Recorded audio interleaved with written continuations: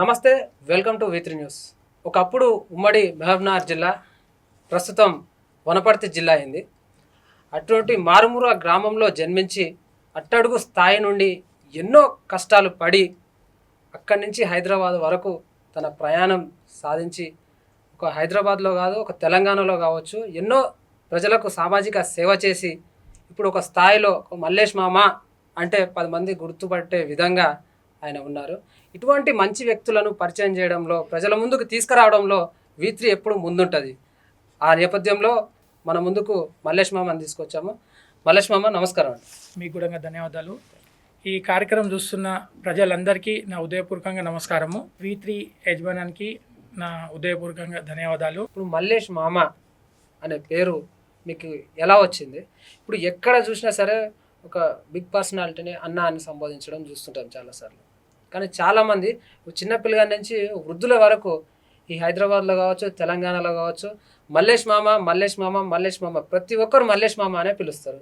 అసలు అది ఎలా వచ్చింది? అది మల్లేష్ మామ అనేది ఒక కుటుంబంలో ఒక అక్కకు, ఒక చెల్లెకు, వాళ్ళ ఇంట్లో ఒక అక్కను, ఒక చెల్లెగా, వాళ్ళ పిల్లలు నన్ను ప్రేమగా పిలిచేది మల్లేష్ మామ. నేను చాలామంది కూడా నేను ఫోన్ చేస్తే, అంటే ఎవరికైనా నేను ఫోన్ చేసి నేను పలానా మల్లేష్ యాదవ్ మాట్లాడుతున్నా అంటే ముందుగా వాళ్ళు గుర్తుపట్టారు అన్నట్లు. మళ్ళీ నేనే మళ్ళీ ఎంబడే మల్లేష్ మామ మాట్లాడుతున్నా అంటే మామ చెప్పండి మామ అంటే, ఆ విధానంగా అట్లా జనాలు నన్ను రిసీవ్ చేసుకోవడం జరుగుతుంది. వాళ్ళు అట్లా రిసీవ్ చేసుకుంటారు అంటే అది నా అదృష్టం. ఇంత ప్రేమగా మామ అని పిలుస్తారు. వాళ్ళ ఇంట్లో సొంత మేనమామగా నన్ను భావిస్తారు. నేను వాళ్ళకు కూడా నేను అట్లా సర్వీస్ ఇస్తాను కాబట్టి ఆ నమ్మకంతో అట్లనే నన్ను పిలుస్తారు. అంటే మేము మల్లేష్ మామ అనాలా, మల్లేష్ అన్న అనాలా, ఏ విధంగా పిలువకుంటారు? మల్లేష్ అన్న అంటే నేను నార్మల్గానే రిసీవ్ చేసుకుంటా. మామ అంటే నాకు ఒక గిఫ్ట్ ఇచ్చినట్లుంటుంది. ఓకే. అంటే మల్లేష్ మామగారు, మీరు ఎక్కడో ఉమ్మడి మహబూబ్నగర్ జిల్లా, ప్రస్తుతం వనపర్తి జిల్లా అయింది. ఒక మారుమూల గ్రామంలో జన్మించి ఎన్నో ఇబ్బందులు, ఎన్నో కష్టాలు పడి ఈ స్థాయికి, ఇక్కడికి హైదరాబాద్కి రావడం జరిగింది. అసలు ఎటువంటి ఇబ్బందులు పడ్డారు? నేను అంటే నా చిన్ననాటి టైంలోనే మా నాన్న చనిపోయాడు. అంటే నేను అప్పుడు 3 ఏళ్ల వయసు ఉంటుంది. మాది రైతు కుటుంబం. ఓకే. రైతు కుటుంబంలో జన్మించినాను. రైతు అంటే మీకు తెలియదు ఏముంటుంది, రైతుకు ఎప్పటి కష్టాలే ఉంటాయి. అంటే అందరు కడుపు నింపే రైతే ఆకలితో ఉంటాడు, అది మీకు అందరికీ తెలిసిన విషయమే. నేను అంటే చిన్ననాటి టైంలో మా అమ్మ హైదరాబాద్ దోలుకొని వచ్చింది. అంటే నేను మా అమ్మని అడిగిన, అంటే నాకు అప్పుడప్పుడు తెలివి వచ్చినాక అమ్మను ఒక మాట అడిగిన, మనం పాలమూరు జిల్లా నుంచి ఇక్కడ ఎందుకు వచ్చినాం అమ్మ అంటే, నాన్న చనిపోయిండు, చనిపోయే టైంలో అప్పటికి కొన్ని అప్పులు అయినాయి నాన్న మనకు అని అన్నది. అవునా, ఇప్పుడు మనకు తిరుపుతున్న అప్పులు అవేనా అమ్మ అంటే, అవును నాన్న. అంటే ఇప్పుడు నాన్న చనిపోయినాక మనం ఆ అప్పు ఇవ్వడం అంత అవసరం లేదు కదా, నాన్న చనిపోయింది కదా అంటే, నాన్న చనిపోయినా నాన్నకు అంటే నాన్న ఇచ్చిన మాట అయితే నిలబడి ఉంది కదా ఇప్పటికి కూడా అని మా అమ్మని అంటే, నేను అప్పుడు ఆ మాటకు చాలా సంతోషపడ్డా. అంటే తెలియని వయసు, చిన్న వయసు, ఇక మా అమ్మ నేర్పిన సంస్కృతి, సంస్కారం అది. మీ విద్యాభ్యాసం ఎక్కడ జరిగింది, ఎలా జరిగింది? అంటే మేము చిన్ననాటి టైంలోనే అమ్మ కూలీ పని చేస్తుండే. ఓకే. నేను చాలా తక్కువ చదువుకున్నా. ఆ టైంలో మా అమ్మకు చేదోడు వాదోడుగా నేను కష్టపడి తోడుబాటున ఉండాలని, మా అమ్మకు ఒక వెన్నెముక్కలాగా నిలబడాలని అంటే ఆలోచనతో నేను చాలా తక్కువ చదువుకోవడం జరిగింది. ఇప్పుడు తెలంగాణలో కావచ్చు, హైదరాబాద్లో కావచ్చు, ఈ తెలంగాణ రాష్ట్ర నలుమూలల నుంచి మీకు ఎంతో సన్నిహితులు ఉన్నారు. ఒక ఒక ఒక మంచి రిలేషన్ ఏర్పడ్డది. చాలామంది మిమ్మల్ని ప్రేమించే వాళ్ళు ఉన్నారు. మీకు ఇంత ఇంత ఫాలోయింగ్ అసలు ఎలా ఏర్పడ్డది? అంటే ఈ స్థాయికి రావడం అనేది అంత ఆషామాషి కాదు. మీరు ఫ్యామిలీలో ఎన్నో స్ట్రగుల్స్ పడ్డారు. ఈ స్థాయికి రావడానికి ఎన్నో ఒడిదుడుకులు ఎదుర్కొని ఉంటారు. ఒకటి ఏంటంటే, ఇంతమంది ప్రేమిస్తున్నారు అంటే మనం ఇచ్చే సర్వీసే. ఓకే. మామ అంటే పిలిస్తే పలుకుతాడు అనే నమ్మకం, భరోసా. ఓకే. ఆ నమ్మకం తోటే అందరికీ సర్వీస్ ఇస్తున్నా. ఓకే. ఏ రాత్రి ఏ సమయంలో ఎవరు ఏ సాయం అడిగినా కాదు అనకుండా ముందుకు పోవడం జరుగుతుంది. మీకు ఒక విషయం చెప్తాను. ఇదే మహబూబ్నగర్ జిల్లా నుంచి మన కోవిడ్-19 టైంలో ఓకే. ఒక 25 ఏళ్ళ వయసున్న కొడుకు ఓకే. అంటే పెద్ద మనిషి చేతులకిని కోల్పోయిండు, యాక్సిడెంట్ అయ్యి చనిపోయిండు. ఓకే. మధ్యరాత్రి 1:30కి అట్లా నాకు ఫోన్ చేసారు. ఓకే. వాళ్ళు ఊరు నుంచి తీసుకొచ్చేసరికి కొనపానం మీద ఉండేనో ఏదో ప్రాబ్లం నాకు ఫోన్ చేసారు. ఆల్రెడీ వాళ్ళు 1,75,000 బిల్లు కట్టిరు. ఓకే. వాళ్ళతో ఉన్న డబ్బులన్నీ కట్టేసారు. ఓకే. అప్పటికి పానం వెళ్ళిపోయింది. ఇంకా హాస్పిటల్ యజమానానికి 75,000 కట్టాలంట. ఓకే. నాకు ఫోన్ చేసారు. అంటే నా నెంబర్ వాళ్ళకి ఎలా వచ్చిందో ఏమో. మల్లేష్ మామనా మాట్లాడేదంటే అవును అన్న, ఇట్లా మేము పాలమూరు జిల్లా నుంచి వచ్చినాం, కొద్దిగా మేము ఇబ్బందిలో ఉన్నాం, మీతో ఏదైనా సాయం అవుతుందని నన్ను అడిగారు. సరే ఏం సాయం అంటే మా బాబు చనిపోయిండు, హాస్పిటల్లో కొంచెం ఇబ్బంది ఉంది అని అంటే హాస్పిటల్ పేరు చెప్పగానే ఆ టైంలో ఆ సమయంలో కోవిడ్-19 నడుస్తుంది. ఎంబడే వెళ్ళిపోయినా అక్కడ ఎంబడే వెళ్ళిపోయినాక హాస్పిటల్లో ఎవరైతే ఇన్ఛార్జ్ ఉంటారో వాళ్ళతో మాట్లాడడం జరిగింది. వాళ్ళు అన్నారు మా యజమానం లేడు కదా అంటే వాళ్ళతో కూడా నెంబర్ తీసుకొని ఫోన్ చేసిన. ఆయనకు కూడా నేను ఫోన్ చేసి ఇట్లా పలానా మల్లేష్ యాదవ్ మాట్లాడుతున్నా అంటే ఆయన కూడా కన్ఫ్యూజ్ అయ్యాడు. మల్లేష్ యాదవ్ అంటే ఎవరో అన్నట్లుగా చూసిండు. అంటే ఇక అప్పుడే నాకు మళ్ళీ అర్థమైపోయింది, మల్లేష్ యాదవ్ అంటే గుర్తుపట్టలేదు, మల్లేష్ మామ మాట్లాడుతున్నా అన్న. ఓ మల్లేష్ మామ గారు చెప్పండి అని అంటే ఏం లేదు ఇట్లా మనోలే వాళ్ళు నాకు కావాల్సిన వాళ్ళు గారు, కానీ నా బంధువులని చెప్పిన. నాకు కావాల్సిన బంధువులు, మనిషి చనిపోయిందంట కదా, ఇప్పుడు మనకి ఇంకా ఎంత ఉంది డ్యూ అంటే ఇంకా 75,000 దాకా ఉంది అన్నారు. ఇప్పుడు వాళ్ళు కట్టే పరిస్థితిలో లేరు, రూపాయి కూడా ఇచ్చే పరిస్థితిలో లేరు అని చెప్పిన. అంటే ఎట్లయితుంది, ఆల్రెడీ వాళ్ళు 1,75,000 కట్టిరంట కదా, వాళ్ళు ఇప్పుడు ఇచ్చే పరిస్థితిలో లేరు అన్నారు. ఓకే. అంటే ఆయన ఉండి అన్నాడు కాదు కదా కొంచెం ఇబ్బంది అవుతుందంటే చూడండి ఎప్పుడు ఏ సాయం మీకు అడగలేదు, ఇది అడుగుతున్నాను నా వల్ల అనుకొని నాకు సాయం చేయండి అంటే వాళ్ళకు సరే మీ ఇష్టమా. వాళ్ళకి వెళ్ళనీకి అంబులెన్స్ డబ్బులు కూడా లేవు. వెళ్ళనీకి అంబులెన్స్ డబ్బులు లేవు. వాళ్ళకు చదువుకున్న మనుషులు కూడా పక్కలు ఎవరు లేరు. ఇప్పుడు పాలమూరు జిల్లా అంటే ఎట్లుంటుంది, రైతే ఉంటాడు, గొడ్డు కష్టం చేసేవాళ్ళే ఉంటారు. పాలమూరు జిల్లా అంటేనే గొడ్డు కష్టం. అయితే చదువుకున్న వాళ్ళు కూడా వాళ్ళ పక్కల లేరు, అంత ఏజుడు, వాళ్ళ నాన్న వాళ్ళ భార్య కూడా కొత్తగా పెళ్ళయిందంట, చిన్న పాప 6 నెలల పాప, వాళ్ళందరూ ఘోర ఏడుస్తున్నారు. సరే వాళ్ళకి ఇప్పుడు ధైర్యం ఇచ్చేటోళ్ళు ఎవరు లేరు.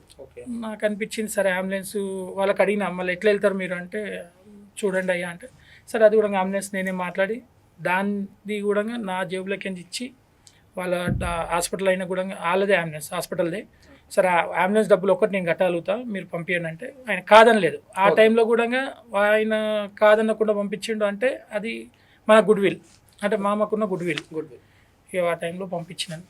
ప్రస్తుతం ఇప్పుడున్న ఈ విపత్కర పరిస్థితుల్లో ఈ కోవిడ్ సమయంలో కావచ్చు ప్రజలు చాలామంది ఉపాధి కోల్పోయి ఆర్థికంగా ఎన్నో ఇబ్బందులు పడుతున్నారు.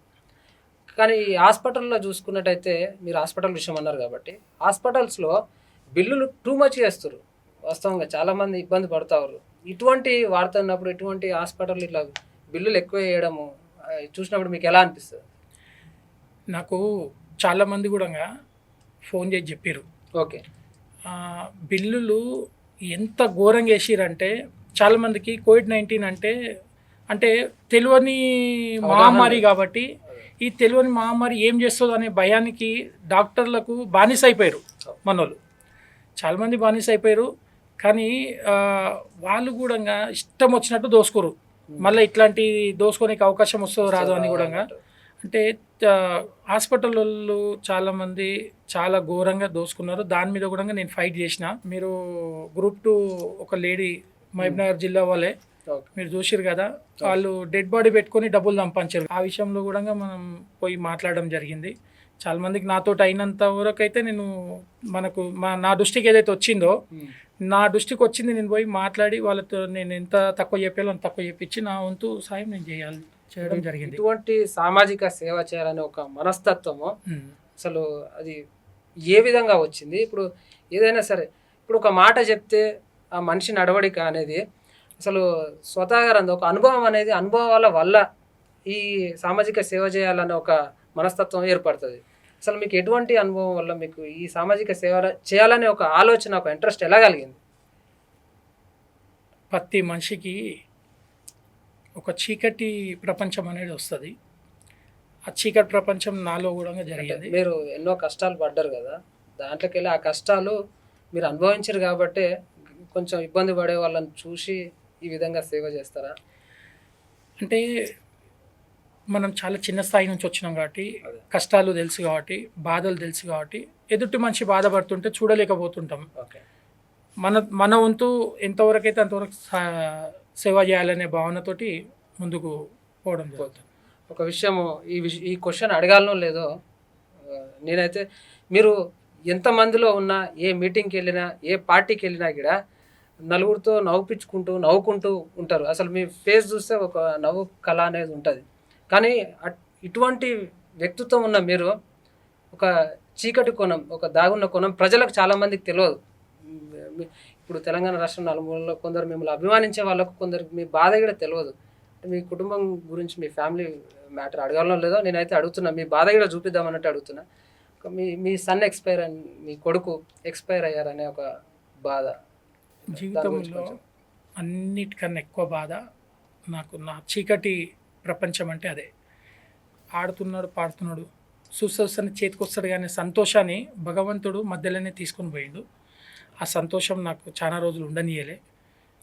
బాబుకు అంటే బ్లడ్ క్యాన్సర్ వచ్చింది అనగానే ఇక నేను భగవంతునితో ఈ మహమ్మారి ఎక్కడికైనా వచ్చిందో అక్కడనే వెళ్ళిపోవాలి అని చాలా దేవుళ్ళకు మొక్కడం జరిగింది.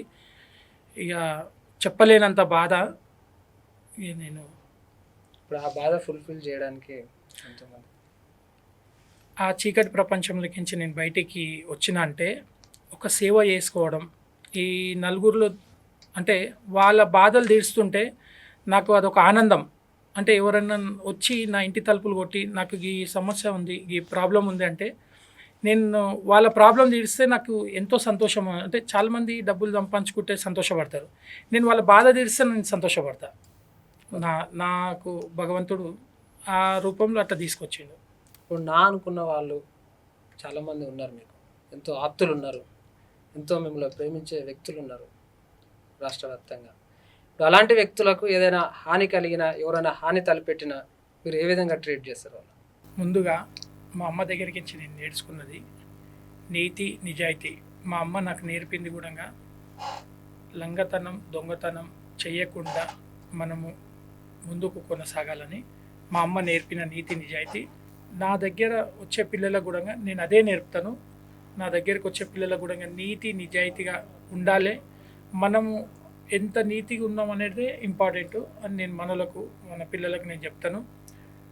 నీతిగా ఉండే, నిజాయితీగా ఉండే పిల్లలకు నేను ఎప్పటికీ తోడుగా ఉంటాను. ఎటువంటి టైంలో, ఏ సమయంలో అయినా వాళ్ళ పక్కన నిలబడతాను.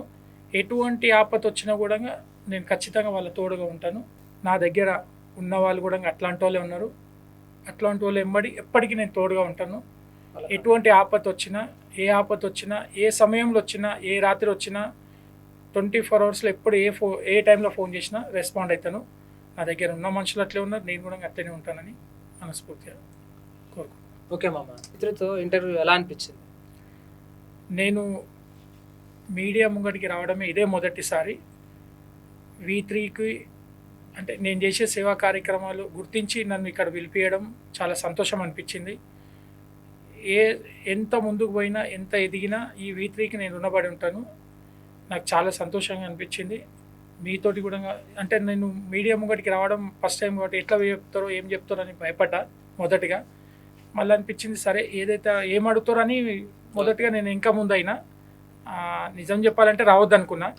మళ్ళీ అనిపించింది మీరు ఒక్కటికి 2-3 సార్లు ఫోన్ చేసినందుకు సరే ఇంతగా పిలుస్తురుగా పోయేద్దామని ఆలోచనతో వచ్చిన. మా V3 లక్ష్యం ఒకటే మామ, మంచి వ్యక్తులని, ప్రజా శ్రేయస్సు కోరే వ్యక్తులని ఎప్పటికీ ప్రజలకు చూపించే ఒక మనస్తత్వం ఉన్నది మా V3 యాజమాన్యం.